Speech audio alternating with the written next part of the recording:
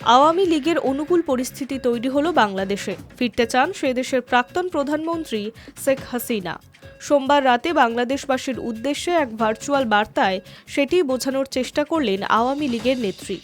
আওয়ামী লীগের সমাজ মাধ্যমের পাতা থেকে হাসিনার বক্তৃতায় সরাসরি সম্প্রচার করা হয় সোমবার রাতে।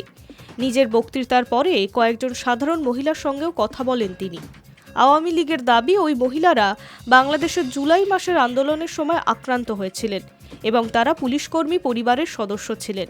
কথা চলাকালীন পুলিশকর্মীর বিধবা স্ত্রী হাসিনাকে জানান তার স্বামী কিছুই রেখে যাননি পরিবারের জন্য, ঘরে সন্তান রয়েছে। এই অবস্থায় হাসিনার সাহায্য প্রার্থনা করছেন ওই মহিলা। জবাবে হাসিনা বলেন, অবশ্যই আমি করব, আমি আসব। আওয়ামী লীগের দাবি, গত বছরের জুলাই আগস্ট মাসের আন্দোলনের সময় আক্রান্ত পুলিশকর্মীদের পরিবারের সদস্যরা বিচার পাচ্ছেন না বর্তমানের অন্তর্বর্তী সরকারের আমলে। তাদের উদ্দেশ্যে হাসিনা আশ্বাস দেন ওই পরিবারগুলিও ন্যায় বিচার পাবে। আমার ভাই বোনদের যারা হত্যা করছে তাদেরও দায় মুক্তি দিচ্ছিল, কিন্তু আমি দেশে ফিরে এসে আইন করে তাদের বিচার করছি। ইনশাল্লাহ এই হত্যারও বিচার আমি করব, আমি তোমাদের কথা দিলাম। বস্তুত বাংলাদেশে গত বছরের জুলাই আগস্ট মাসের আন্দোলন এবং তার পরবর্তী পরিস্থিতিকে নিয়ে সম্প্রতি একটি রিপোর্ট প্রকাশ করেছে রাষ্ট্রপুঞ্জ।